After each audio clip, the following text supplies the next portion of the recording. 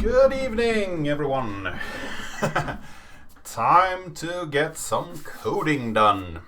So I have opened up my code editor here, the Visual Studio Code, and I have this little project here that I've been working on in my spare time. I think I should be able to put it on screen later here if I just can get it separated there.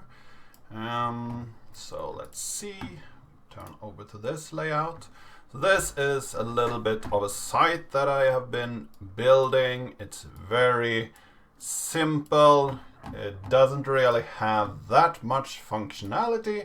Then again, it doesn't really need to have that much functionality.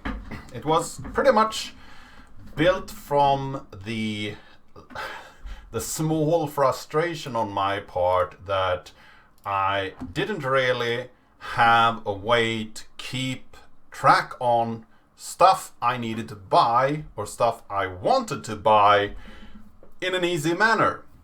There is a lot of to-do lists out there. There is a lot of management tools and so on. But the thing I needed was just something where I could put in a link, and that link would be saved somewhere. And I also wanted to save the title of the thing I wanted to buy, a little image of what the product looked like, and a little bit of a description on what I bought or what I wanted to buy. And most of this information is available on sites or on product pages. So there shouldn't be that much of an issue to actually get that information. It's just that just keeping them outside of the actual site that you want to buy, because you're not really interested in where you found that link.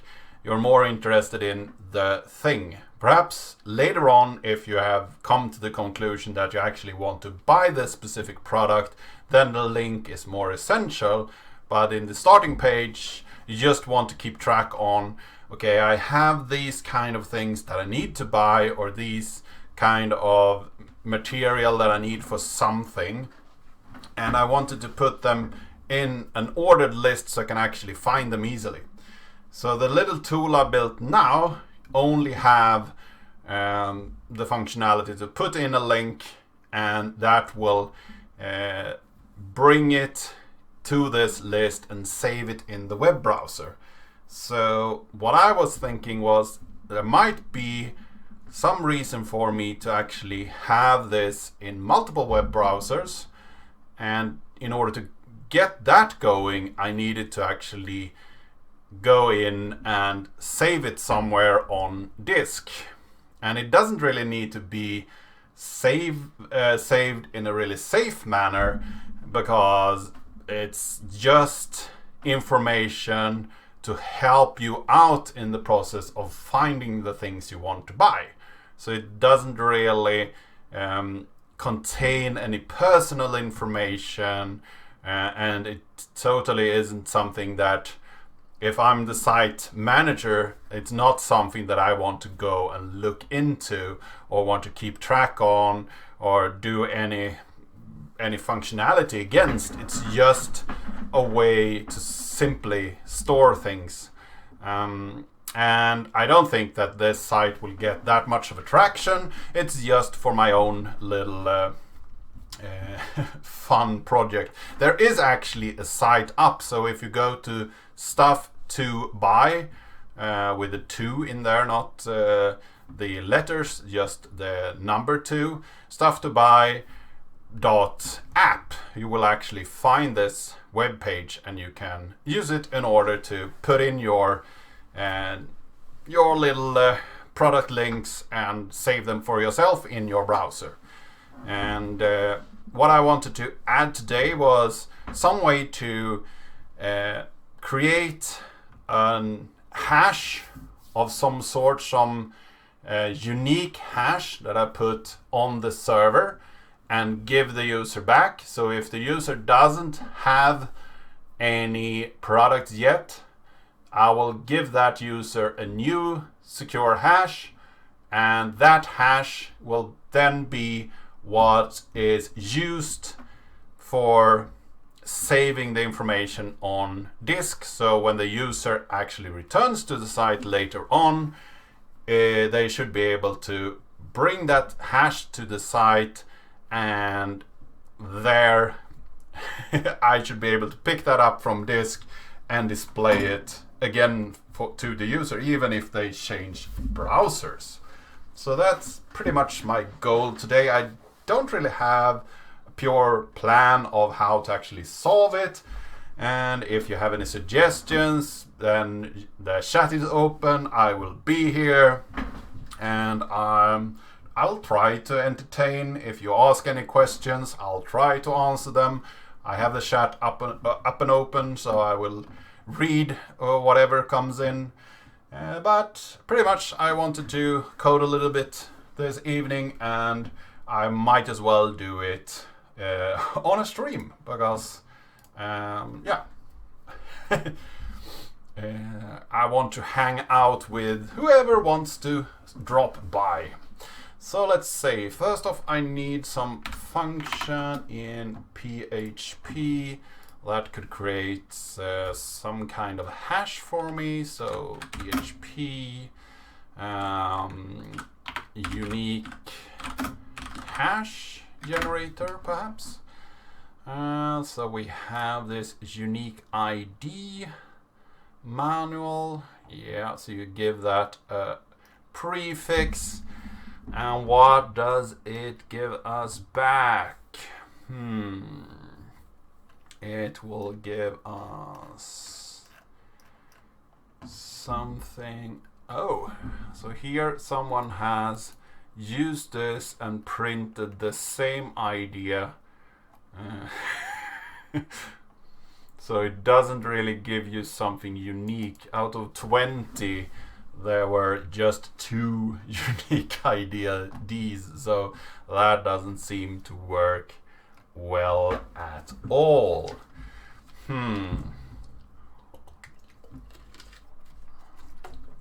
Then we have some other function here that uses random bytes or OpenSSL random in order to create this string, and it will actually give you very unique IDs. So perhaps I will try that out instead. Let's see if that is a better choice. Maybe I should just run a test myself so I can actually see that it is as bad as they are suggesting. So let's do a test PHP here, paste this code in like that. There we have that. Let's open up a terminal for this stuff to buy site.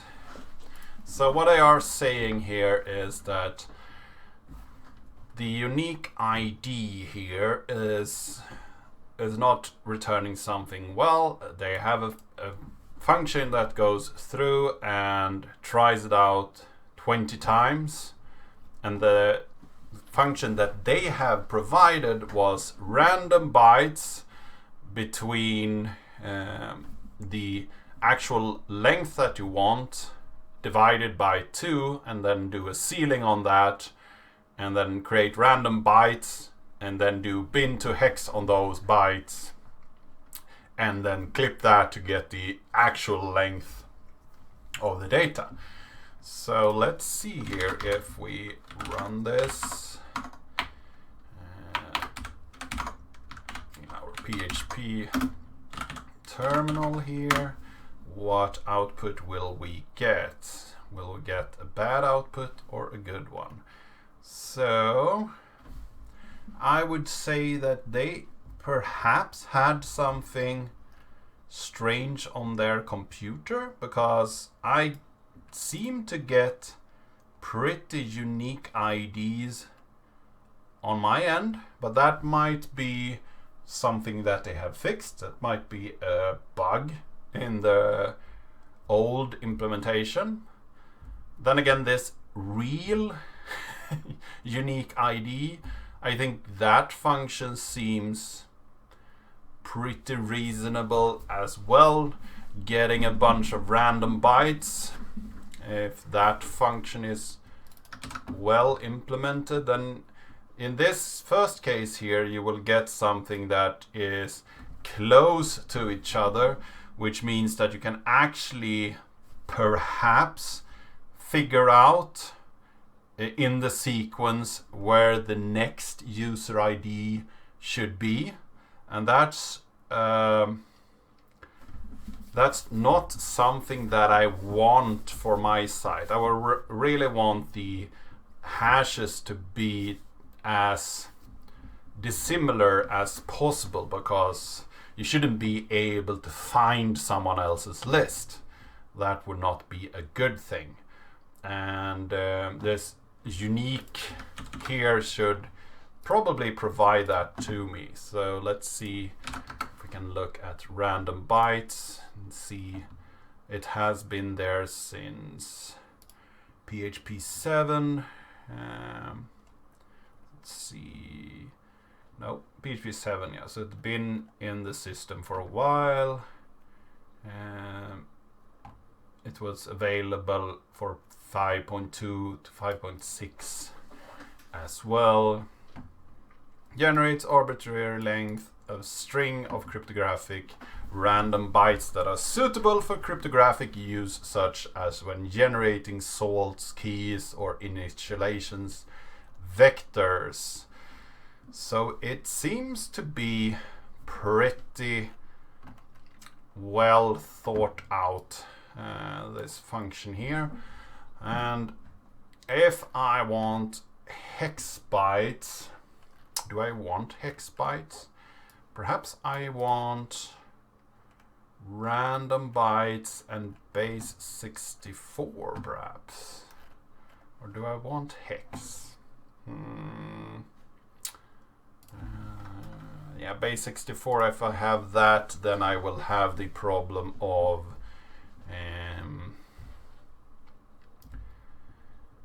yeah, but then again I will get a larger space. So PHP base 64, base 64 encode. So I have some input data, and then I will base 64 encode that data. So that will give us a larger space of actual characters out. Yeah, and so let's put something together here. So these are the functions that they had. Let's create another function here. So let's see, we add another tab and then my unique ID. So that's my function. We use these the way they have actually encoded it here. Let's see, I will have a length of 30, for instance. I guess it's probably just random bytes 30 that I want to do. So that's our bytes. And then I will return base 64 encode of those bytes. Let's see how much data that would give us. Yeah, my unique ID was what I wanted to run. So this will give us, let's see how many.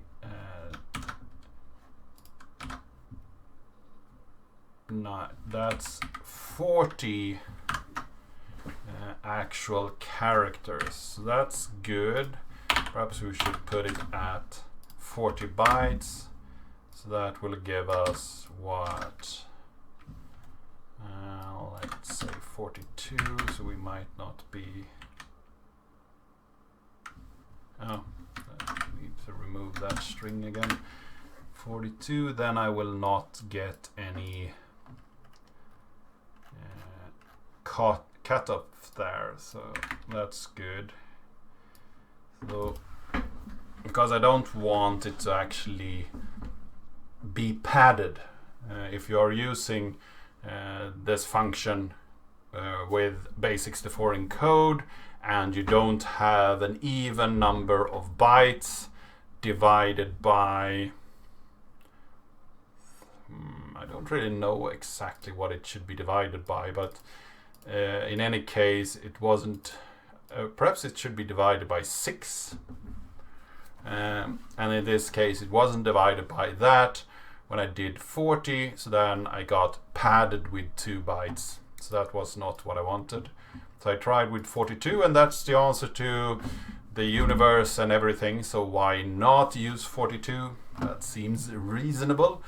Another problem we have with base64 is that we have these characters plus and slash, and those are not allowed in links. And I want to use this in my link as well, so I need to use make these safe for links. So let's make them into a URL. So let's return this URL, and here we need to string replace. Do we have a string replace all perhaps? PHP string replace all. String replace, will it replace all? Replace all occurrences of the string with a replacement string. So we have replace. Do we have 64? There wasn't anyone that had actually typed about that earlier here, so let's see. We need to replace plus with minus, and does the string come last? It does, so that's URL, and we will put that back into URL, so we will replace that, and then we need to do another one where we replace slash with underscore. Let's try it again, and now we have underscore and we have dash instead of plus and slash, which are not good for streaming or for links. So now I've actually created this unique ID function. Let's call it unique ID. So that's what I want to put into my program here. I can keep this little test function here. Let's go over to fetch page. Yeah, that's that one. We have an index HTML now. I wonder if I change that up to be an index, not PGP. We're not dealing with pretty good privacy here. So PHP.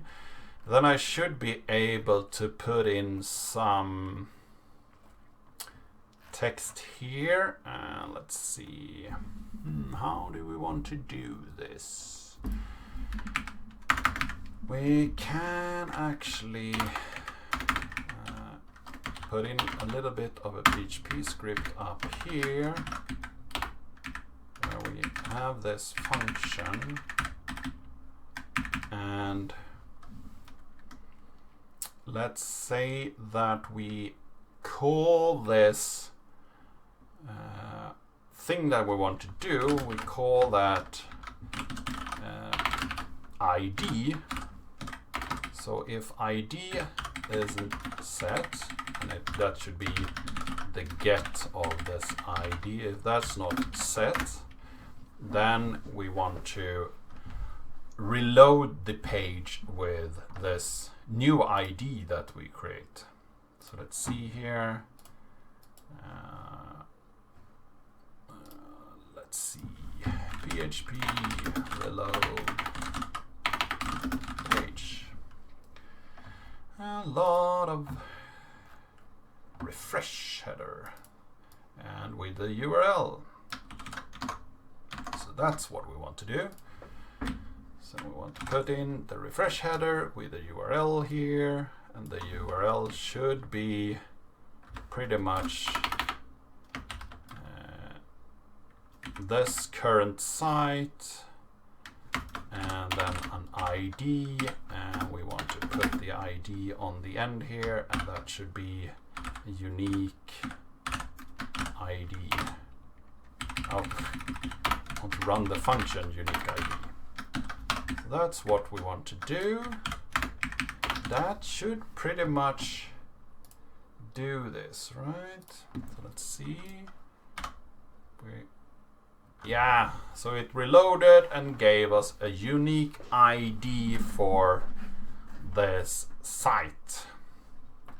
So that should be pretty good for us.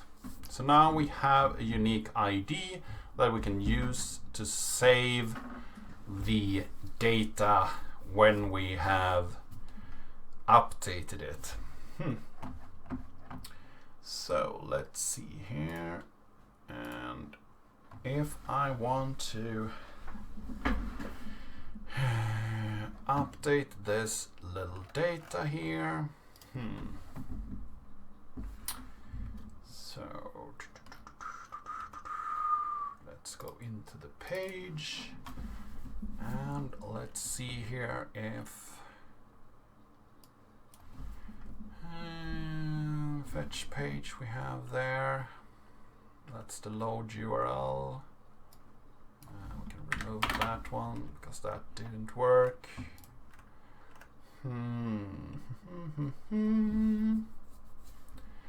Load list.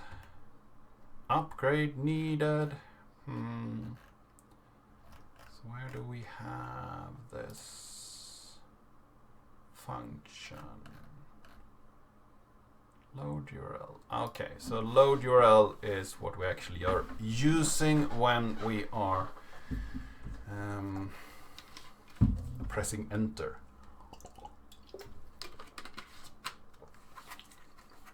So that will fetch a page and update. And then we do a load list. Okay, and when we have loaded the list, we should have a bunch of spans that we have used in order to, okay, so we will have an article result here with all the current articles. And that should be some kind of base 64. No, that should be some kind of data equal to a JSON, I believe. So let's console log this article list.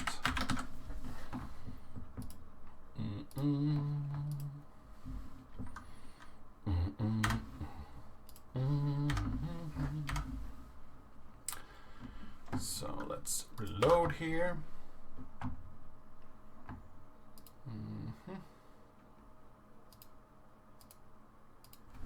That was not what I expected. Not the correct article list.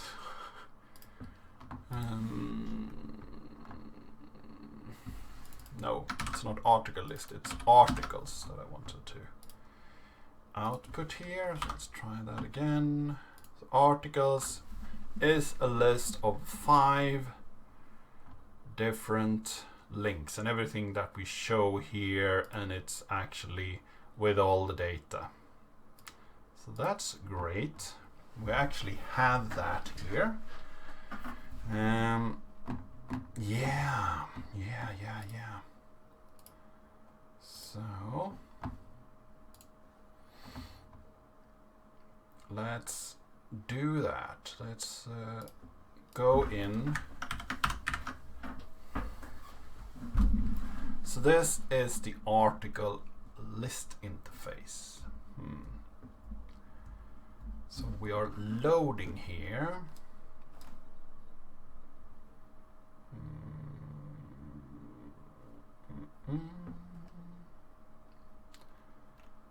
So this load should both be something that I can load from either disk or the database, and those should be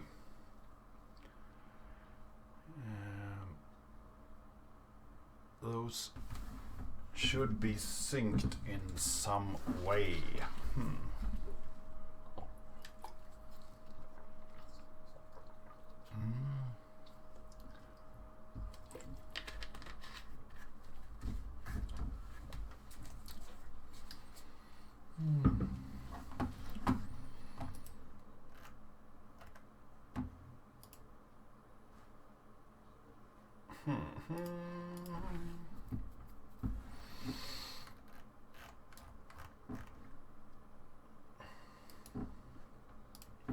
It's not recommended speed. So what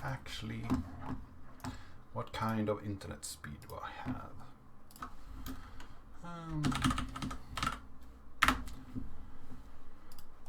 Let's go here. Yeah, I consent. Let's go.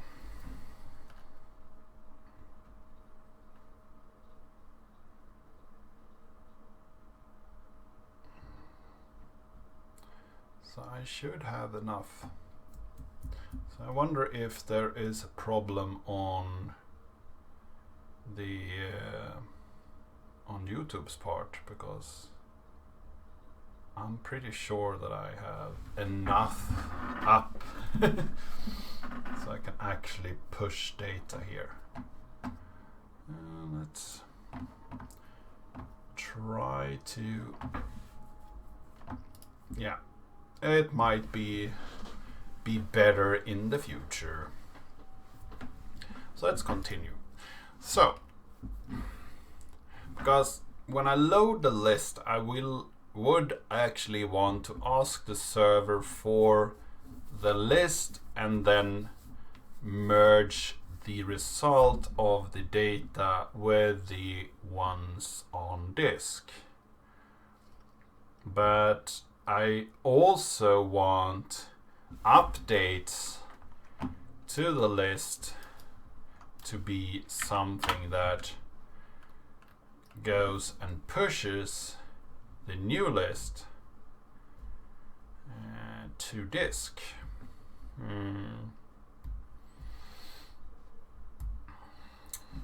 So what's the best way to do that? I guess the best way is actually to have something called save list. No, not sure what it suggested there. Save list. Why is it trying to push something else in? I wanted to create something called save list. So this function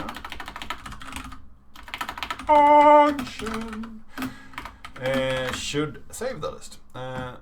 And this means we need to actually fetch what's in our store, and we should get all from the store.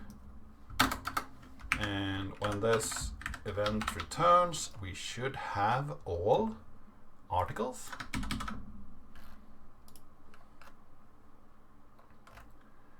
Like that.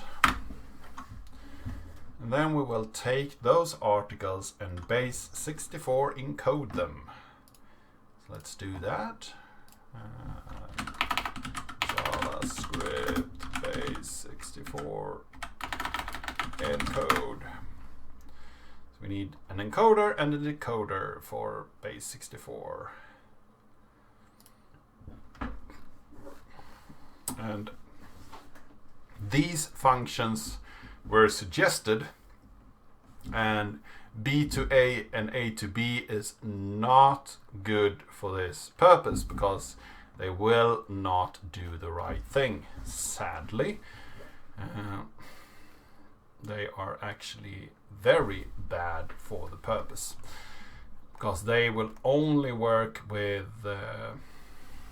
the data as ASCII, and that's not what we have here. We actually have something more,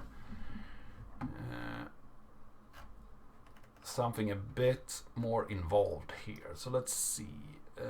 We have decode, and then we have UTF-8 encode and UTF-8 decode. Okay, so what does the public for decoding and private for decoding?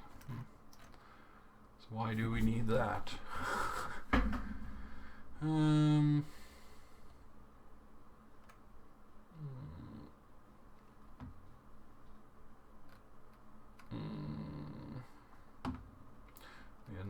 You're working in a Node.js environment.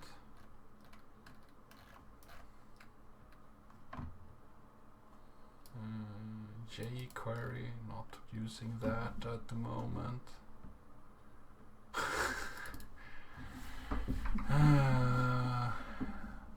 From the commons by set, and below of the accepted answer here is a quick summary of how encode and decode a string from to basic-64 without needing of a library.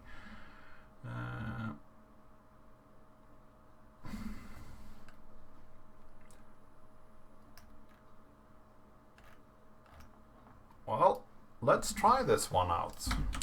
This should be easy enough to try and see if it actually can handle base64 encoded stuff, or stuff that is not ASCII. So let's try this out. Hello. Will this work with Swedish characters like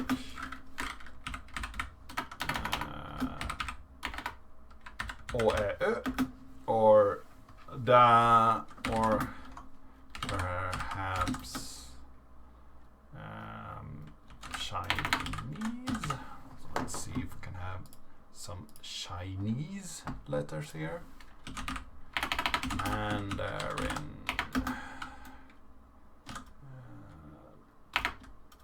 Language. Let's see. So traditional Chinese language. Let's take some characters from that.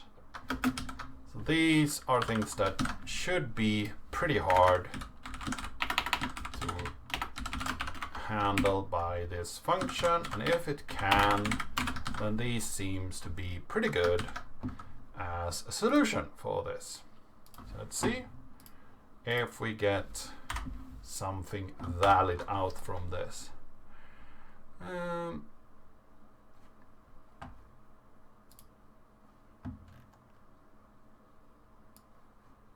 Yeah, so it actually broke. It could not. The last port closed before response was received. Or did it actually work?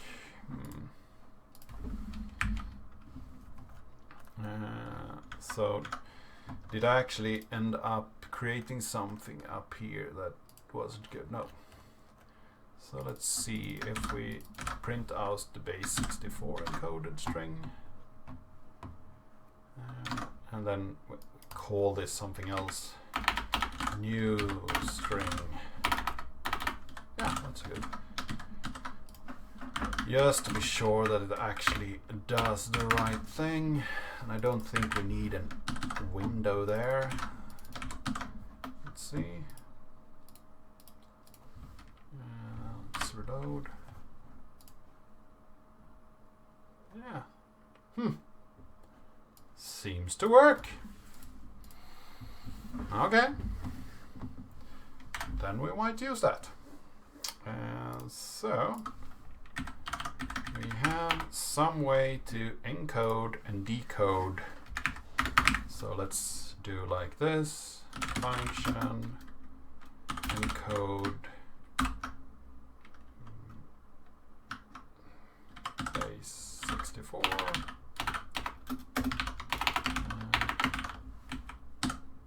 string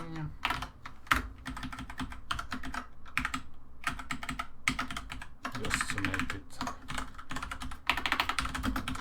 make it clear.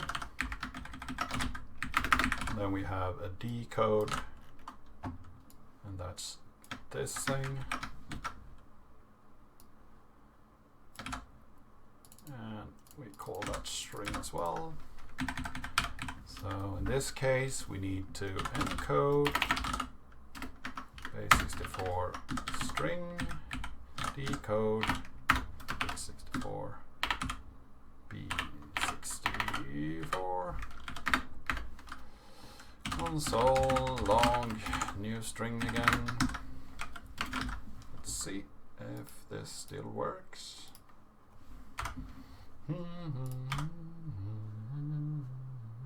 Yep, still works. So now we have functions that we can use for base64 encoding. So let's see, we created a bunch of articles here. We will base64 encode these articles. And then we will send those over. So how do we do a fetch with which actually is a post? Let's remove some of these that we have used already. Post using fetch and the fetch API post. I think it's that you need to set some data. So this is what you need to do.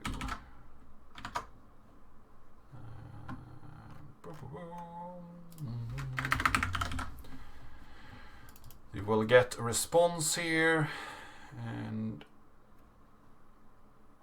as long as that doesn't fail, it's okay for me. So let's just do that.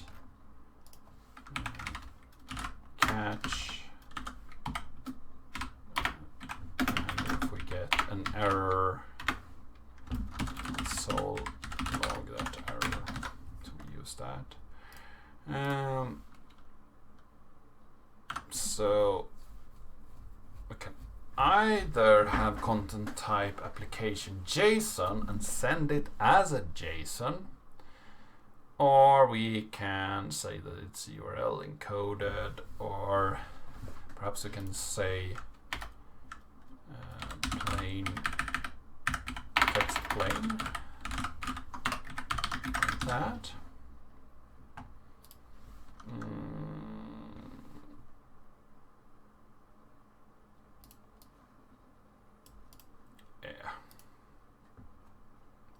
And we will just send the data as is,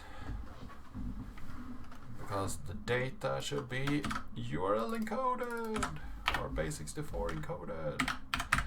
Perhaps remove some of these because we don't need them.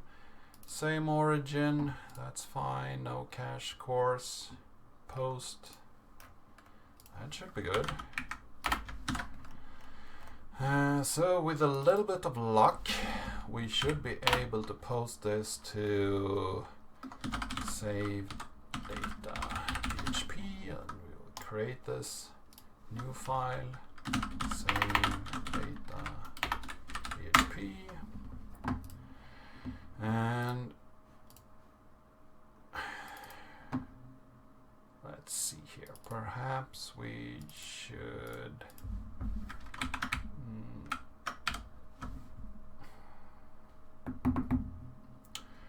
Should we send it as plain data, or should we send it as some kind of post?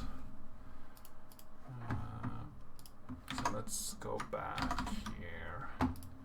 We actually had this application form encoded. just add here data equal to. We don't need to do this harder than it is. So in this save data, we should be able to just echo this. Let's say we take this data that we get back and just save it to a file. So file, put contents, and we just say my file, and the host data from data.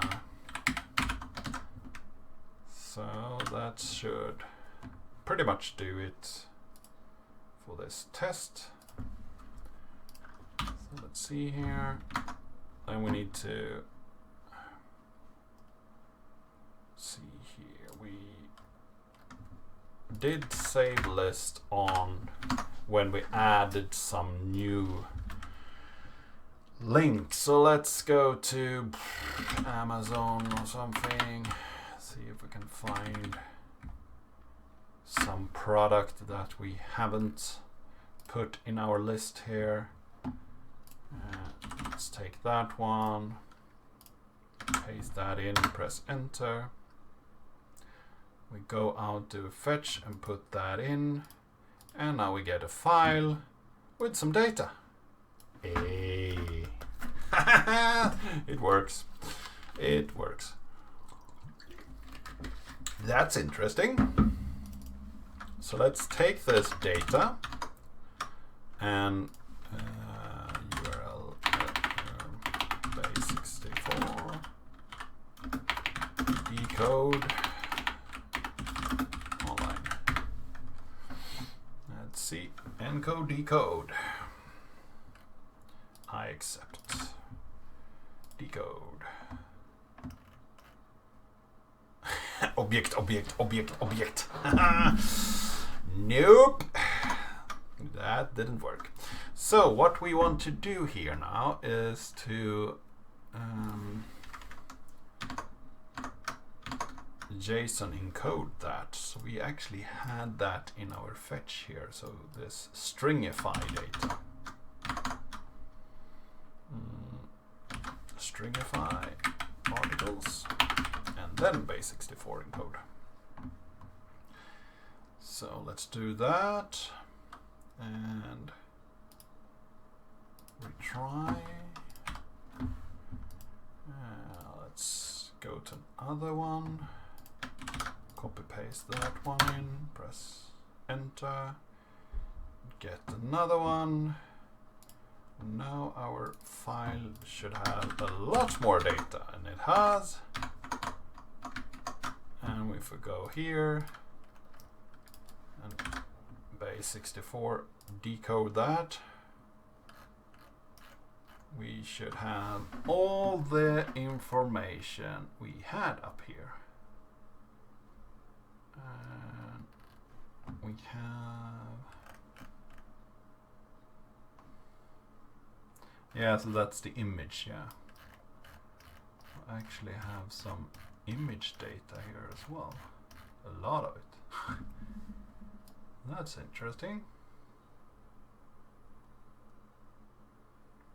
Yeah, so it seems like we have most of our data here saved easily enough on disk. So that's that.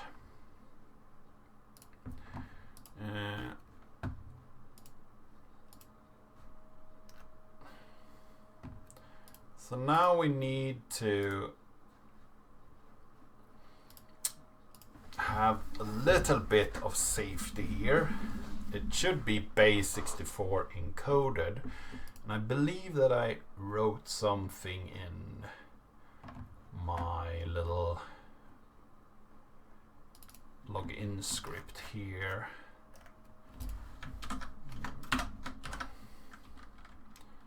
Base64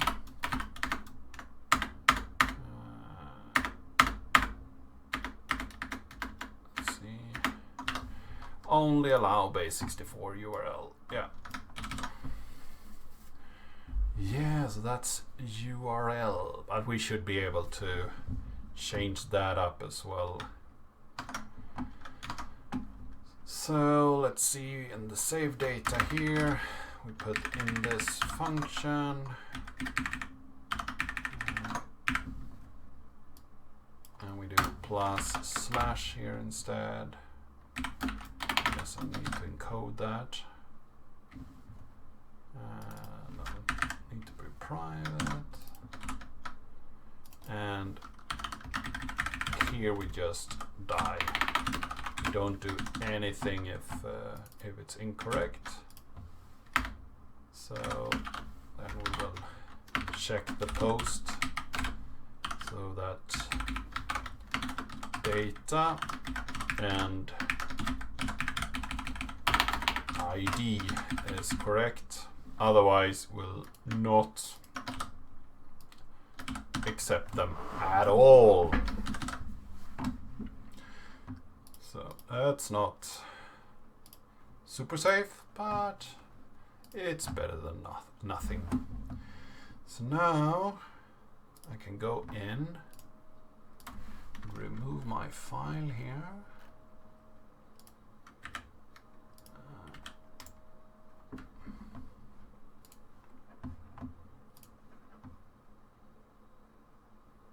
There we go. And when I remove that file, we should be able to go in here to save data, no, to this page and add ID equals to,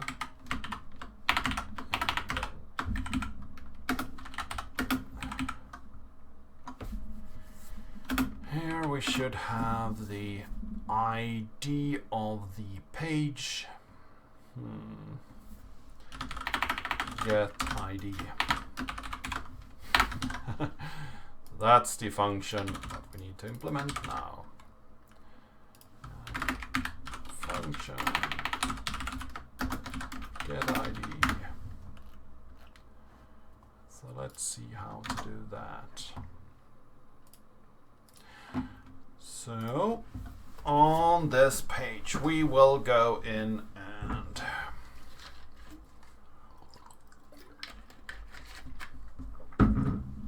get query params JavaScript. How to get query string parameters in JavaScript. Here is my blog. So URL params seems to be fascinating.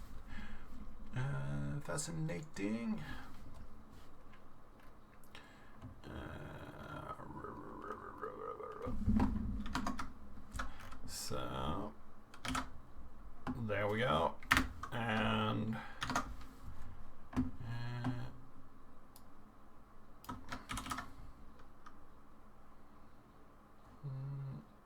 if it has ID, then we do something.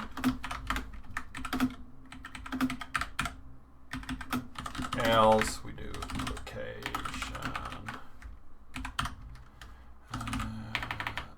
documents,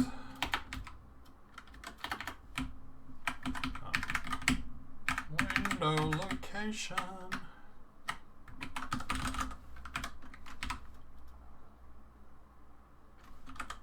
URL equals to location URL. Now, then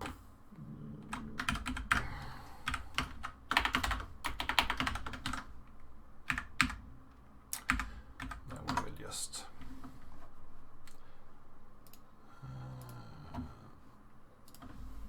reload current page without params JavaScript. That's what we want. Yeah. Well, that's what we want to do. Yes, so next up we want to have this parameter, and that's this get action here, ID, and that's what we want to return from this function. And otherwise we will not return, can return unknown perhaps. That should not happen. So let's go back here and take another Amazon link. Doesn't really matter for this example. Yeah, put that in. So now I should have another file here, but I don't. Interesting. We paste that in again. What happens? Networks goes out, sends an ID and some data, and the ID is URL encoded, but the data is not. Now that's interesting.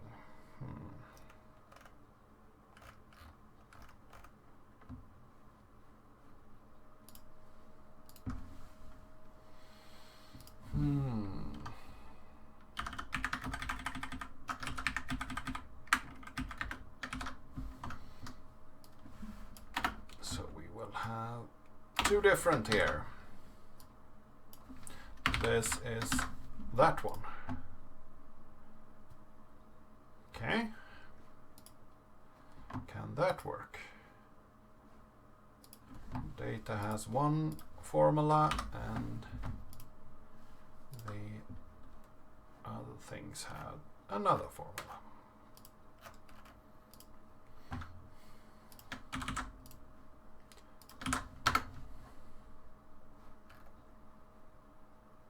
Fetch the page and we save the data. Now, do we have a file? We don't. Why not?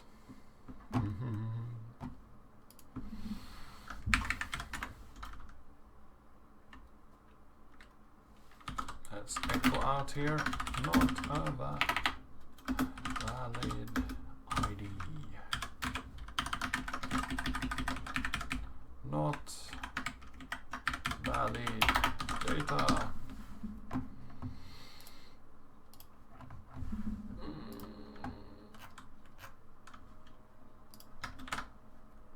Load that page again.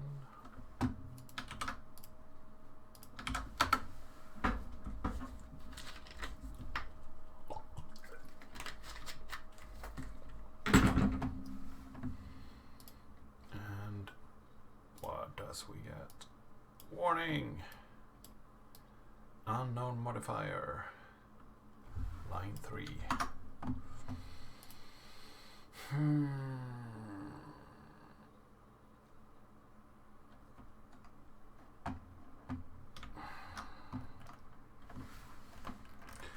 So did I have something else in this? No, this worked. I didn't remove both of them. That was bad.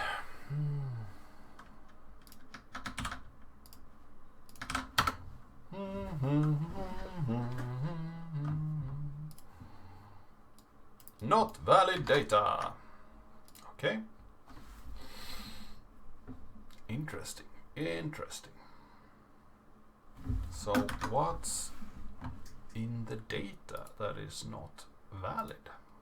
One wonders.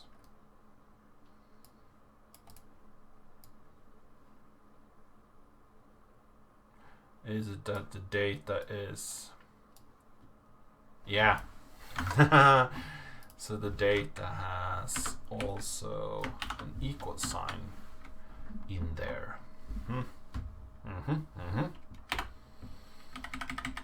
We can actually be more explicit and say that it might end with an equal sign like that, but not anywhere else.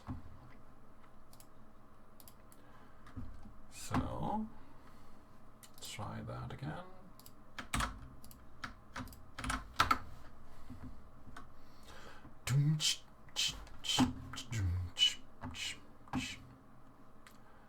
Whoop, there we go. And we didn't get any response. And do we have a file? We have a file with all the data. Nice. So that's the way I like it.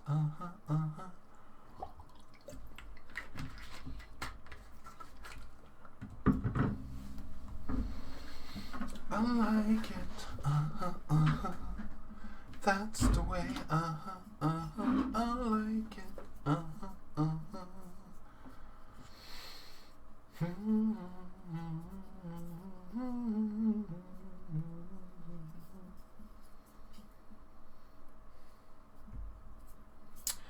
So, next up, we need to load the data back.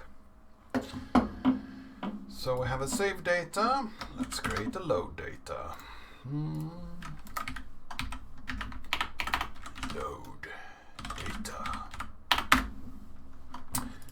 So in this one, we only need the ID, and that should be a get ID.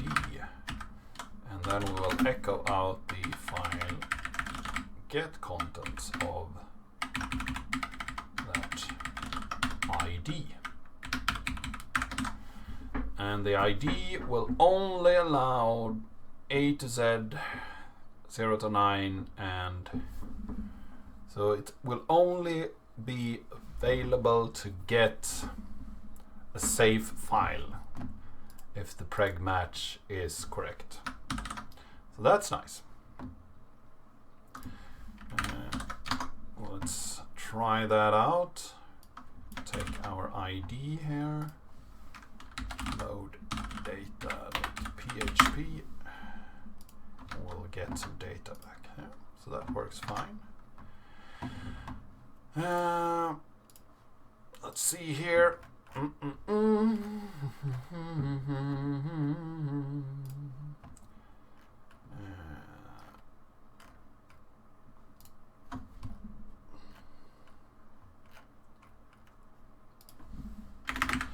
Function load data,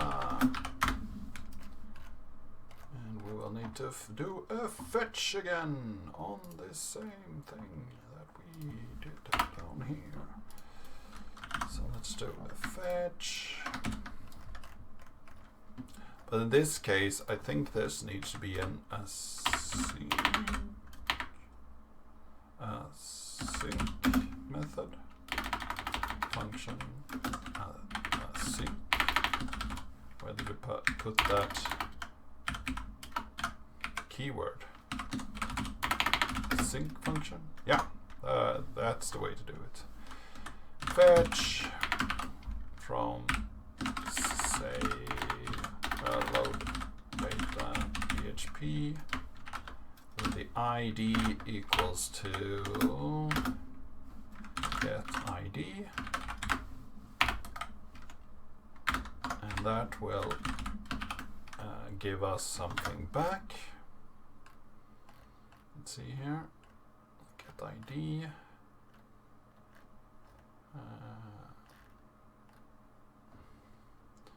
So then we have this kind of a thing here.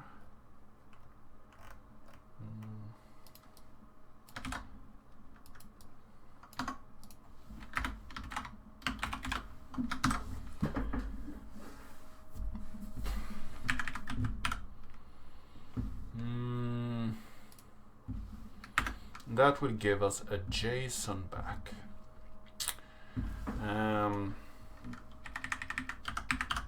Let's say here, final const response await, and then we do a response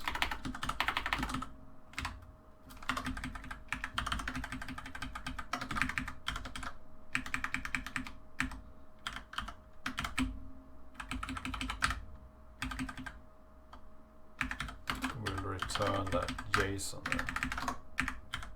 That's what we want to do. We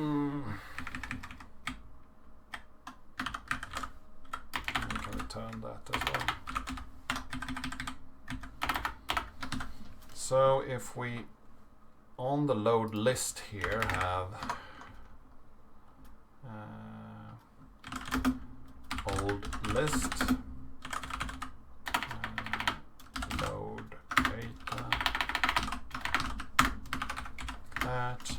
so along that old list, and then in this load data here we will file get that contents base decode base 64 that base 64 decode. We'll echo that out. That means that we will send the data back as it was saved. And hopefully we will get a JSON back. So if we reload this one, we'll get a promise. Not really. Yeah.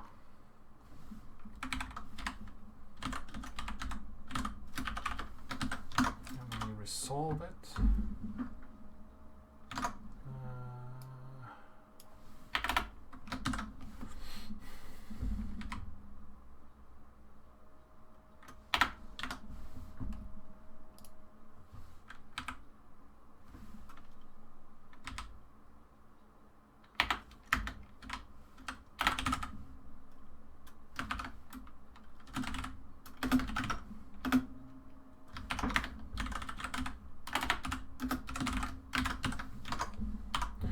That give us, no, it's still a pending. So how do I get the resolved one?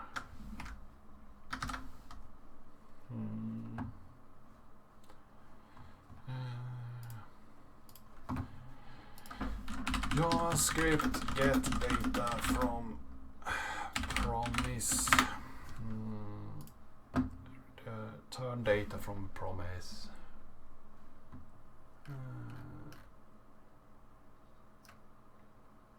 Turn the entire promise, yeah.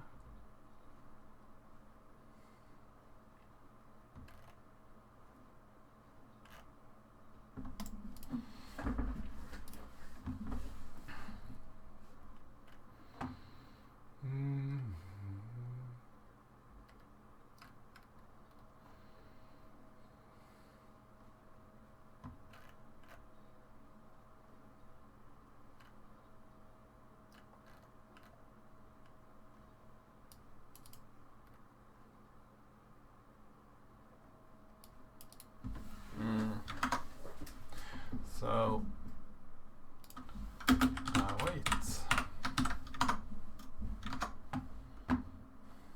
Does that mean that it will work? I wonder. And this function needs to be async. Yeah, so then we will get the values back. Okay, thank you, I guess. Interesting. So,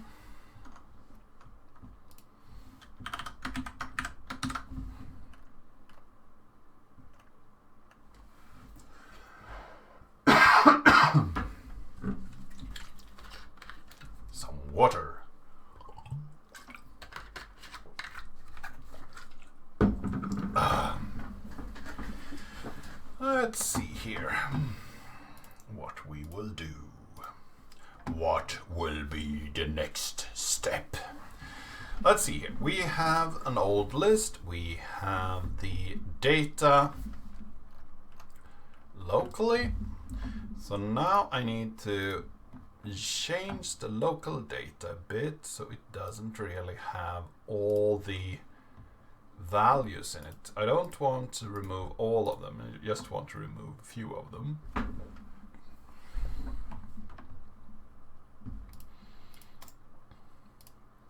Let's remove all the Amazon things down here. Like that. And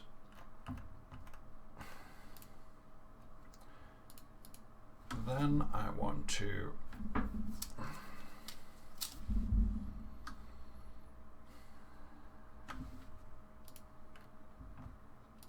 we got this result here with all the articles, and then we can take what's the most reasonable approach.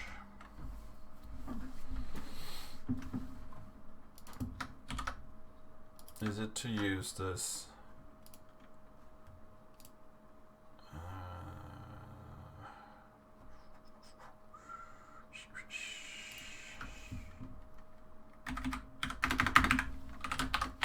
let's see if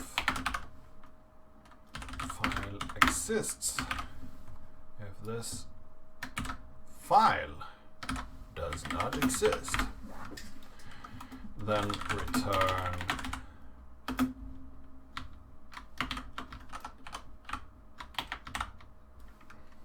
just an empty list, like that, right?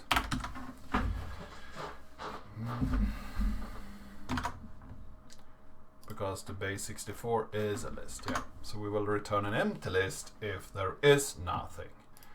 Then we can do this where we take the old list. We need to actually have a function to see if we need to merge them in any way. So articles is equal to merge new articles with old articles. And then we will call this old articles, and then we will create a new function up here. Merge list A, list B. Let's create a new list C, like that. And then for each list A,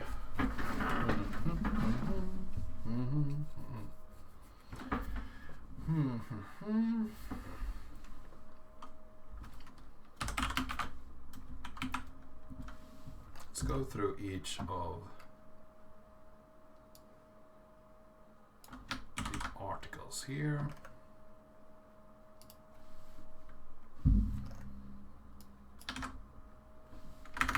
Like that.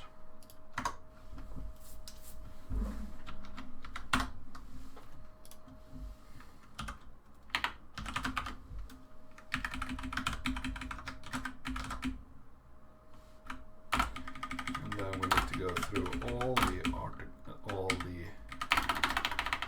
list C things.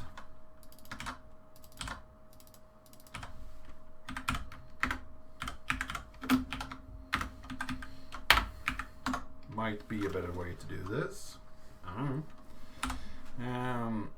So if list A I URL equals to list C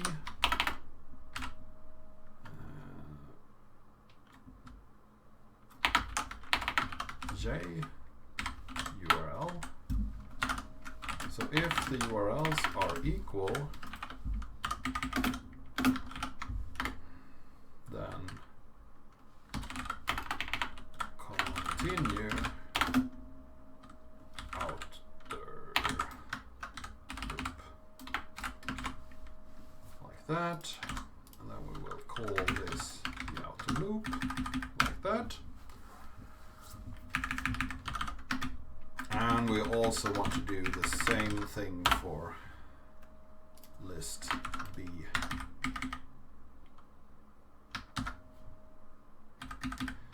And if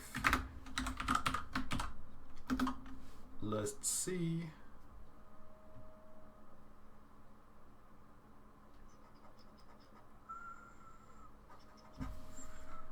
now we don't really need to do that. We don't need to have two of them. We only need to turn list B. So we only need to look B push a list A I. So that's the way we merge them. The easiest way. We look through all the things in list A and see if we can find them in list B. If not, we will push them to B. That will take all the things in A and add them to B. And B will be intact. We will have all those elements already. So let's see here. If we reload here, we don't get anything. Why not? Because unexpected JSON input. Load data for ID.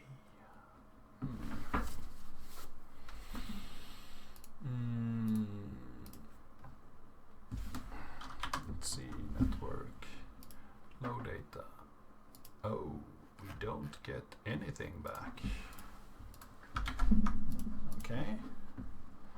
Index, load data, if file does not exist. But we should still have some response, right?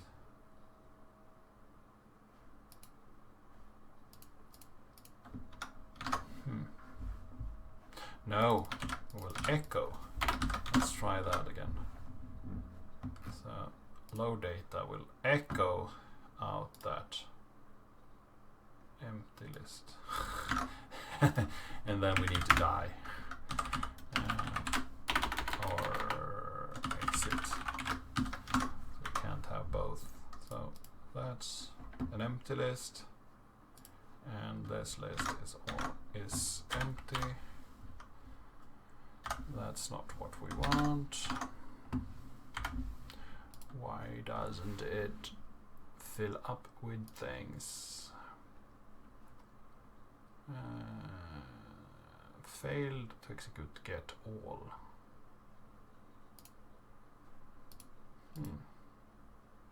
Why? Why?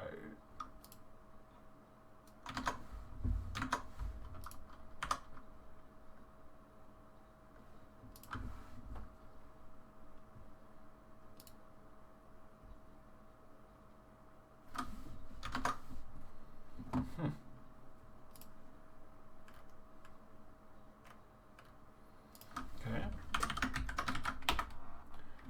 And we do like this then. We fetch them before we merge. Okay.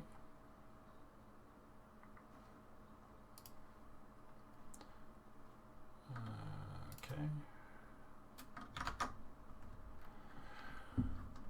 Let's see here, we need to do this to an async function, I guess.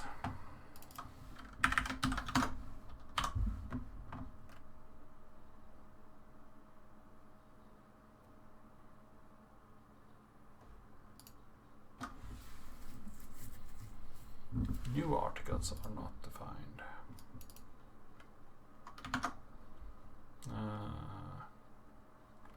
Are only called articles up here. So that's the way.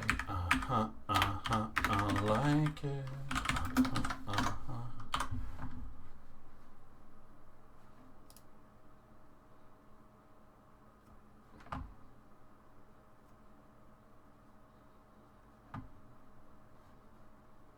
Yeah.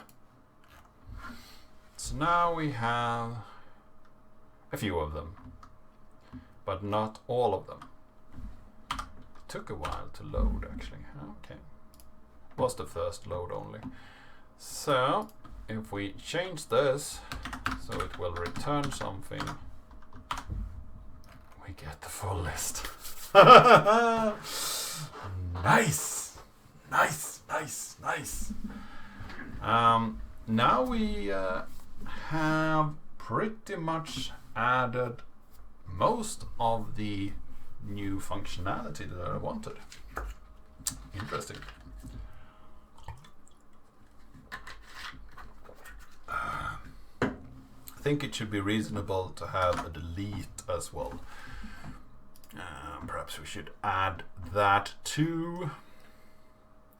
So let's see here, we have 2 items in a spawn.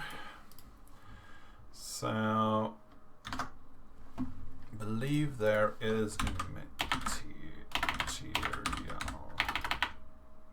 components.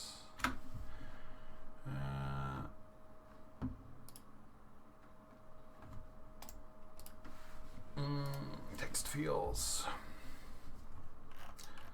So that's the one there. Material, components, forms. Wasn't really what I wanted. Material components, perhaps. See if we can find this gallery I had before. The web.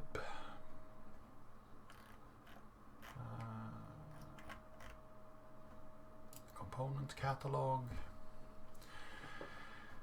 And we should go to lists. Where do we have lists? List. A listicle. There we have them. And there were list item with trailing icon. So what is this then? Text material. Yes, it just puts a material icon after everything. Let's call it delete and see if that's a thing. It is! We have a trash can. So then we should have an on click for that, and we will remove that link or ID. Let's see here. So that's the third spawn. Let's see here. 1, 2, 3, 4. Yeah. So this is the one with the ID 4.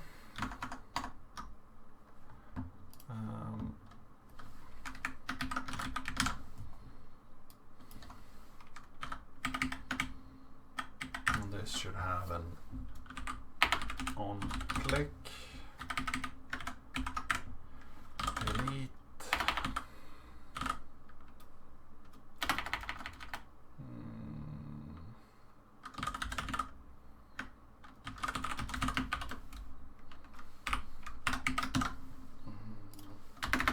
Function, delete article,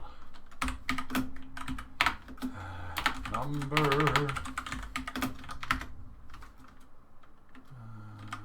alert.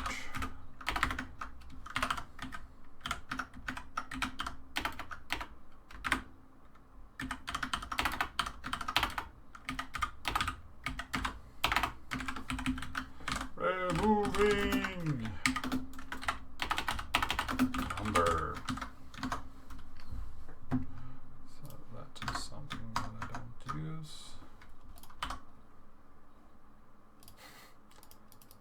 Okay.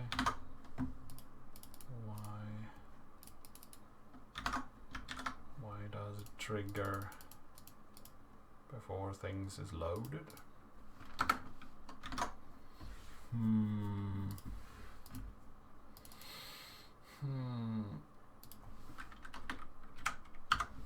Yeah, of course.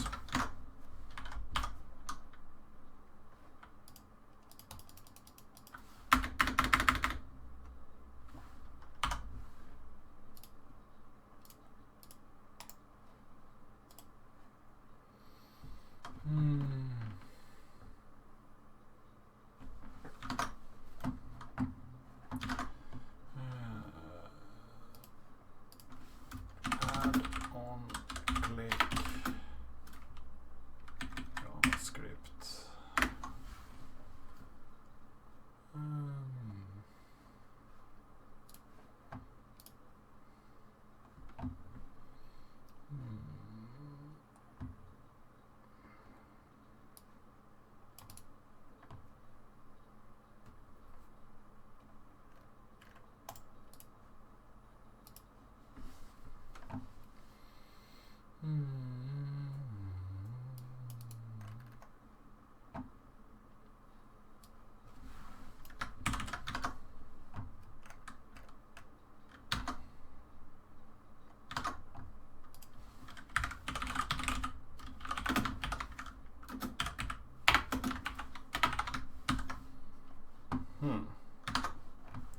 So is that going to work?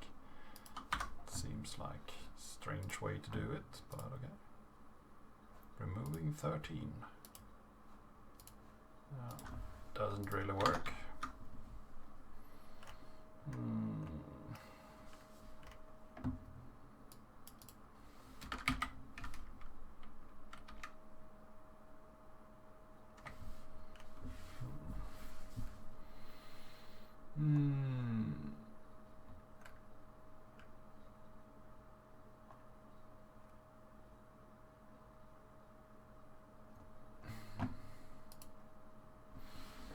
Yeah.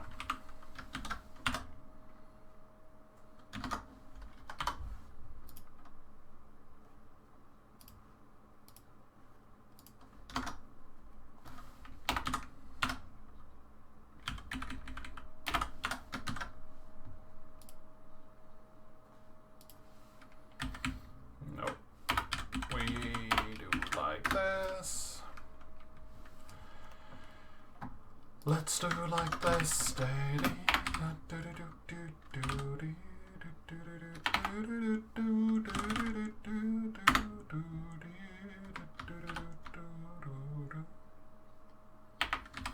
Data set. Article ID equals I. Like that. And then we do it like this. And then we do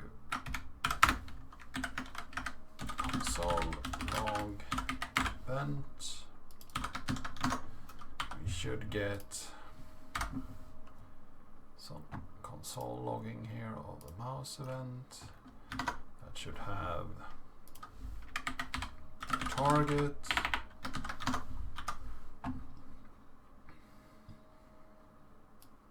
Sadly, I need more space so I can actually see this. Even more space. Yeah. So this is a spawn with an article ID. So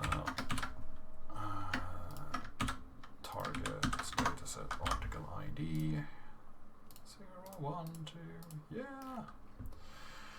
So that's a thing. Now we have that ID. Remove item from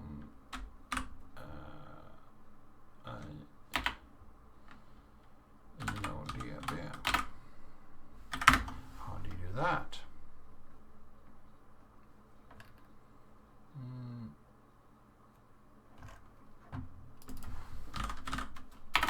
Delete from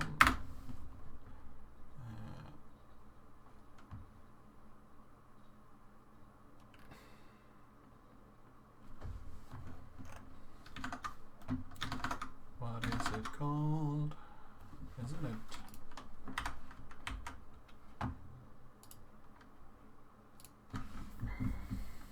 IndexDB, yes. IndexDB, of course. Delete from IndexDB. How to delete? Not delete database. Delete key, yeah.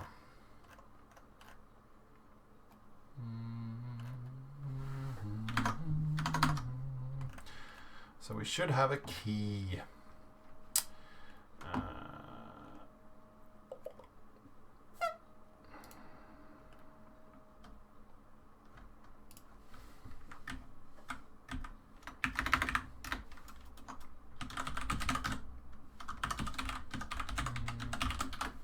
Let's console log the articles.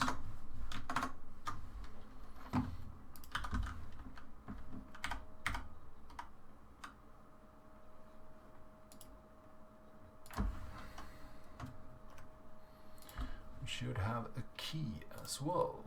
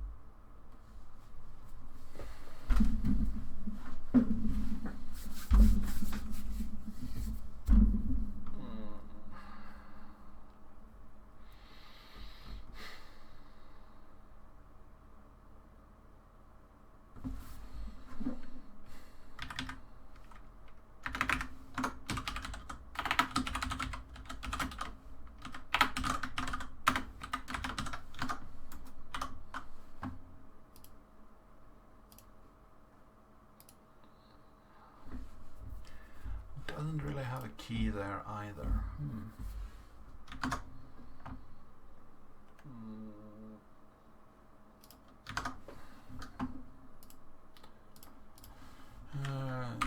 Let's db get all keys.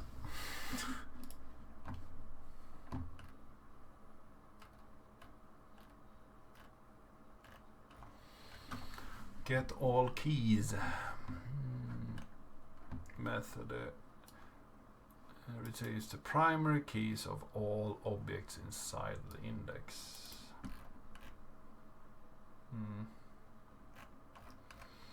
Not what I wanted.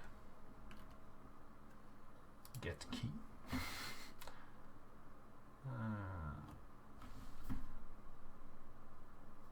Returns object in a separate thread.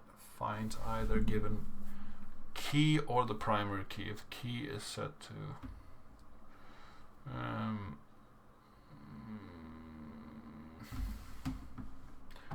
strange.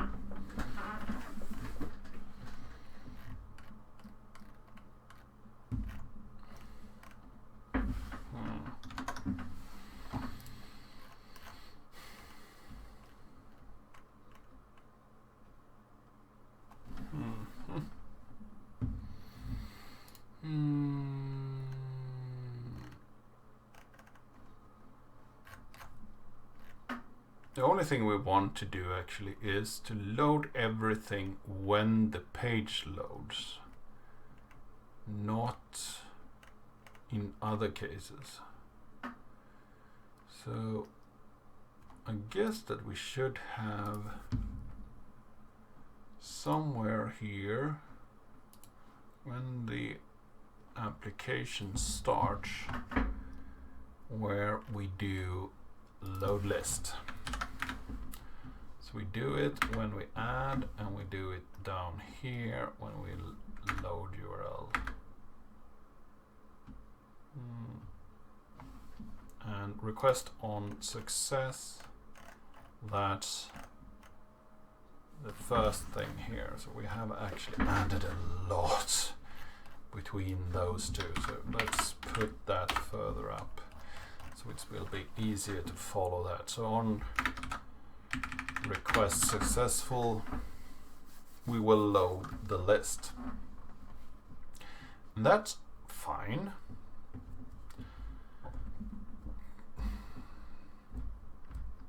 Because then we will have a database.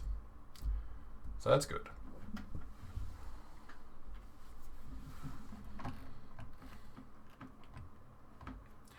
But I think what we actually want to do is do a get all beforehand,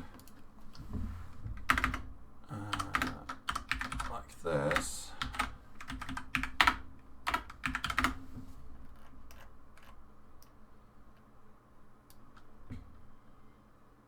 Then do the merge here. Let's switch that over.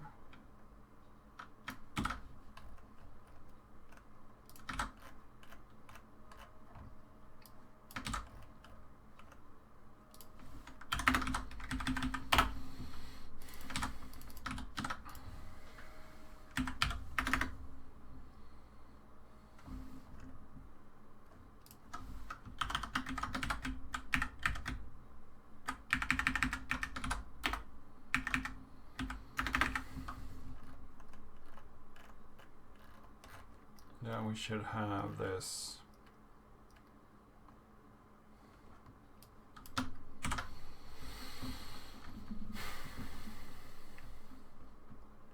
store where we store the JSON value.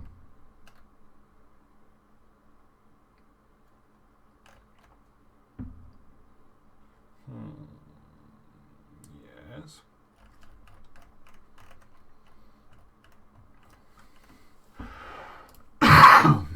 For all the articles.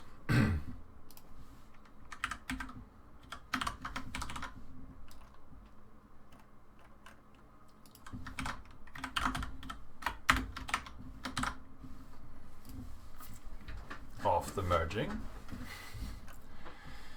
And before storing, we should have this store cleaned. So do we have a store? This is the store. Can we actually do a clear? Yeah, we can do a clear.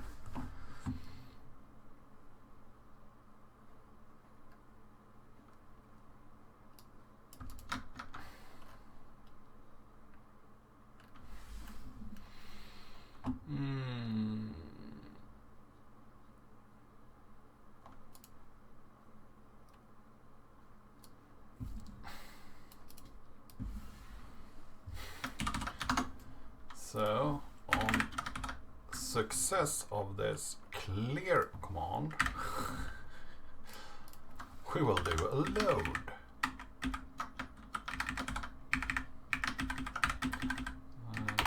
This is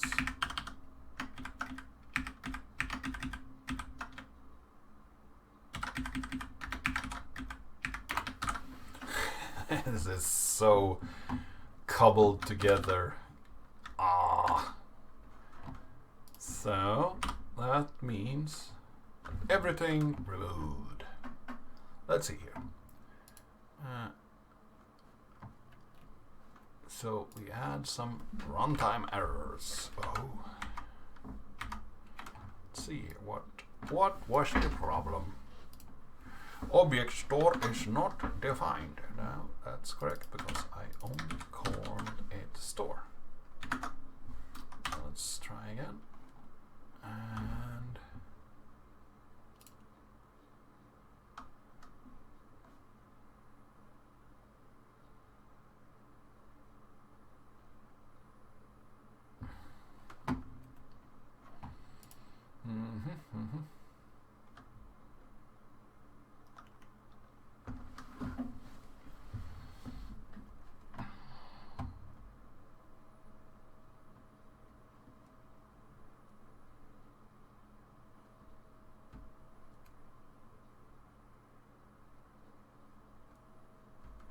transaction has finished.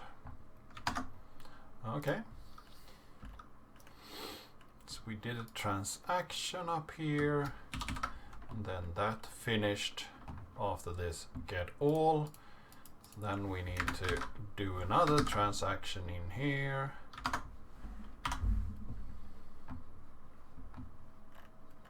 And then it doesn't really like JSON. To put in the articles. So now we have actually all the articles in the list, and if we look in application here, we actually have them all in the store. And if we reload, they will still be there. And if we clear, refresh that and reload, they are still there. Oh. Refresh, and they just have new IDs. Refresh, new IDs again. So now I can actually have them there, but I don't have any good way to clear them yet.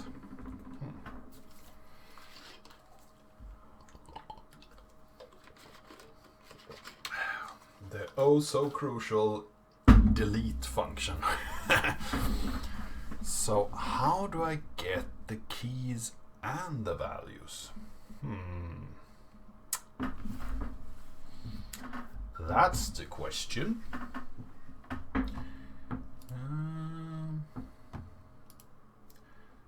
But I guess that might be a question for a different day. I think I've been streaming for almost 2 hours, and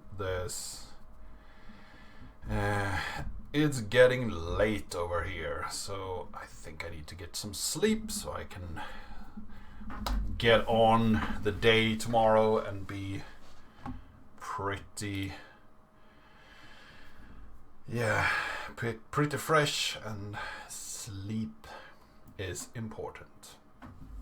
Don't forget, sleep well, remember to wash your hands, and be safe. And I really hope to see you in the next stream or video. Bye.